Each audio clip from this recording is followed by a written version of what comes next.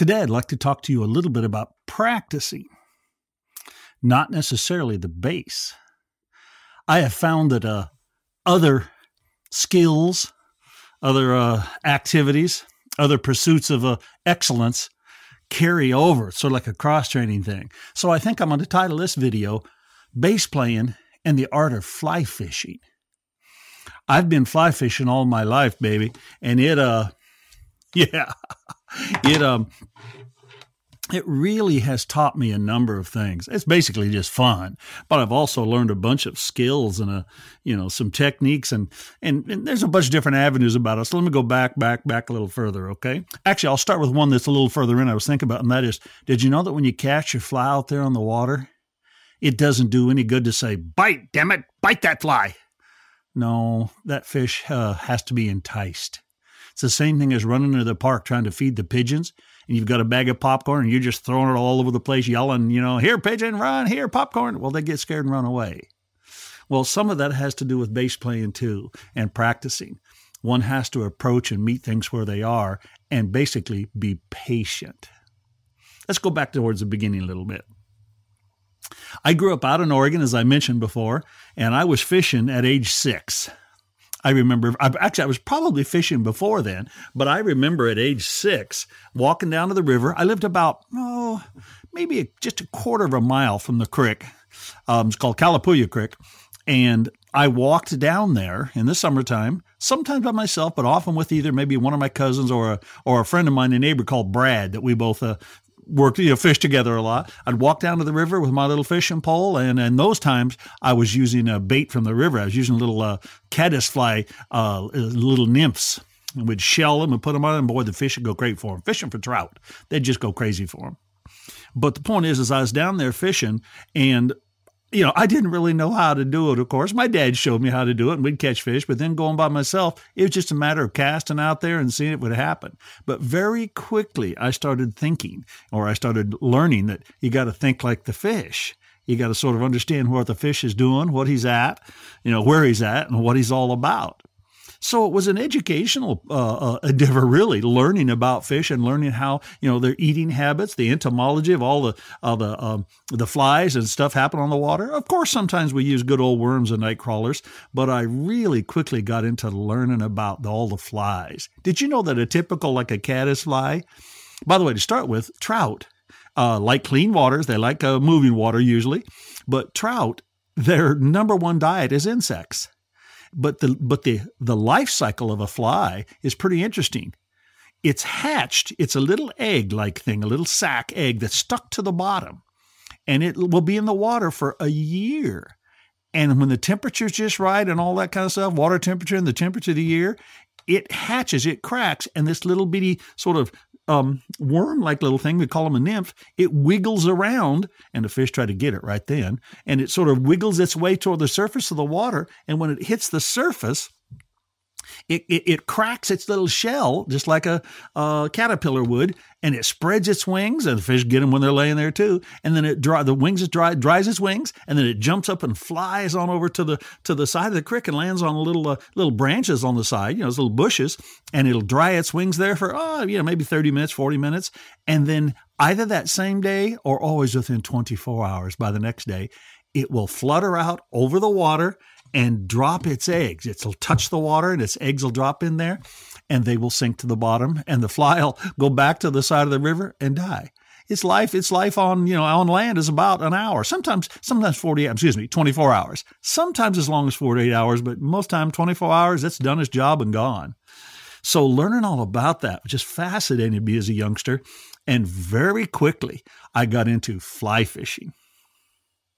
When I would fish my little creek, the Calapooya Creek, at first, like I said, at 6 years old, I'd be fishing with these little grubs, these little nymphs and stuff. And every once in a while, not very often, but every once in a while, I'd see somebody come by with a fly pole, fishing with a fly rod. And oh my God, I just loved that back and forth of that really just you know, that smooth, fluid motion of the line. It just fascinated me. My father now, of course, he had no time for it. He wasn't mean to him, but he'd say, oh, that guy's just fancy Dan at it over there. And what that meant was my dad had never learned how to do it, never done it. And he probably still could catch more fish with his little pole like this than he could with the fly rod. But I was fascinated by it. And my father saw that. And only a few years later, my older brother, actually Gerald, he bought me a used fly pole at like a yard sale, rummage sale, and it was a terrible one with crack line and stuff. But man, I was out there flopping on it, and it took me a while to get to catch where I could catch fish with that fly pole. I could pull out my spinning pole, and I could catch a lot more fish using either a lure or worms or eggs or the little grubs out of the water. By the way, where are those little caddisflies hatch I was talking about? They're down stuck on the bottom, and they make a little shell around themselves, a little sand-like shell, and you go down there and scrape them up with your hand, and you peel them off, put that little worm-looking thing, little yellow one, on your hook, and oh my God, the fish just go crazy for it. Brad and I literally would go down with a coffee can.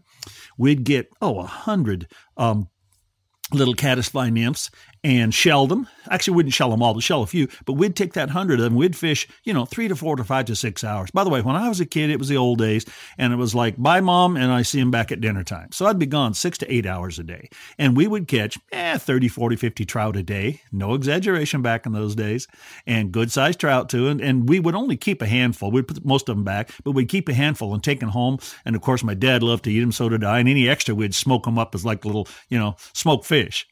But I would cast with my fly pole a whole bunch, and I was just learning how to get the cast is what was happening. But I didn't really know enough still about the flies or the fish's eating habit. By the way, the things I just told you, I didn't know all that stuff. I learned that stuff when I was about, about 17 to 18 years old. I started learning about the life cycle of the flies and what the fish actually did. Because again, they eat your fly at all those different stages. On the bottom, when it's in the little nymph shape, when it's swimming to the top, when it's sitting on the top, when it hatches its wings, when it's drying them, and then it tries to get the fly when he comes back a day later and is dropping his eggs. And then sometimes the fly, after he drops his eggs, he'll sort of die and flow along the water. So the fish have all these different opportunities along there to get the flies. And some people say, well, Jim, that's only like in the summer. No. There's little flies. I mean, sometimes little bitty miniature ones hatching pretty much year round. Different species and strains of flies, come off at different times of years. But casting a fly pole, that fluentness, oh my gosh, that's so much fun. It gets a feel for it. And I've always thought of that sort of like a practicing thing, playing the cyclophorus, and you get a feel for it. You just get a feel for that. Beepa doopa deepa doopa deepa, and you're shifting. Bubba doopa doopa doopa deepa deepa deepa da. Bubba doopa doopa doopa doop. It's all about a phrasing with the notes you're playing with the lines, and also with the shifting though. Yeah, I know, kind of a funny relationship, but it's there. I feel it, and I teach it too. Come along about 16, 18 years old, and, I had a car. Man, I was fly fishing constantly. I was in Oregon. That's where I grew up. Didn't do a lot of fly fishing in the winter at all. There's not that much of it. That's when you turn to steelhead and all sorts of things. But I fly fished as much as I could. And I started playing music at that same time, which, I've talked about it. So I saw fly fishing and music, playing the bass and guitar as hand in hand, man. I just couldn't get enough of it. I read everything written that I could about fly fishing, stories and about fly fishing poles and gear and about fish and about different parts of the world, flies that lived in different parts of the world and fish's habitat, different habitat around the world, different species of fish. I just couldn't get enough of it. It's the same thing as learning how to play the bass. Man, I was just hungry and into it. I remember going fishing up the North Umpqua River, which is this gorgeous river, and there were a lot of trout, but it's a lot of salmon and steelhead too. For those of you who don't know, those are the big trout, even though salmon aren't trout, but the same kind of looking fish. They're big. And I got to where I was good enough that I actually could start to catch some of those steelhead with a fly. And that's challenging. It's real fun though. I remember one time very specifically going down the river, way down there, and I could see my father. He didn't walk as well, so I could see him way up there. But the river is, rapids and real noisy and stuff. So I couldn't, I couldn't, yell. I couldn't hear him. He couldn't talk, but I could see him up there. And I caught this humongous, nice. I'm thinking maybe it was 11 pounds. It was a good sized steelhead in those days, 11, 12 pounder.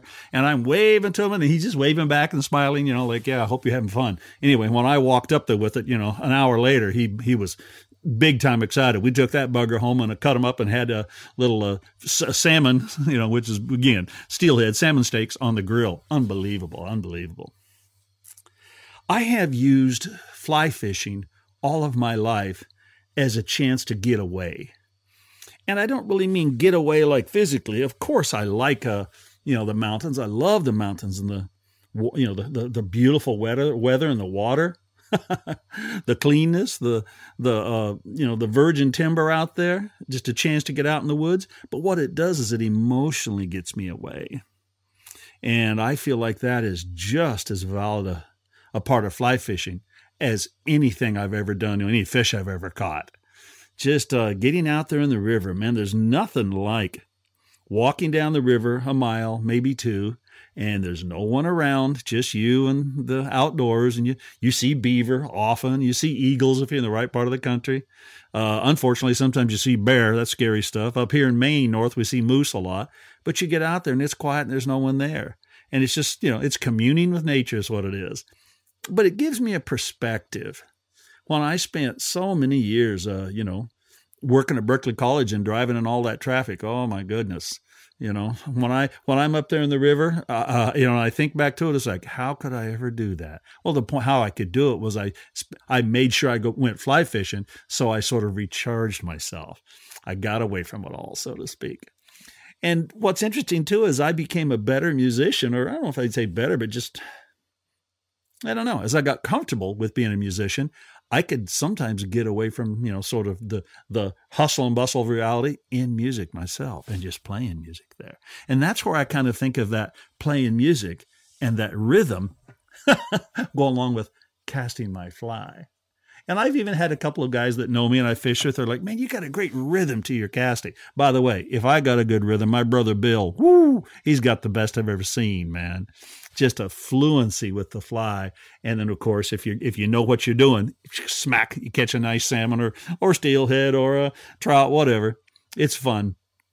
But just being out there in the woods and learning how to fly fish, getting that line going, it's such an accomplishment. It's a funny thing.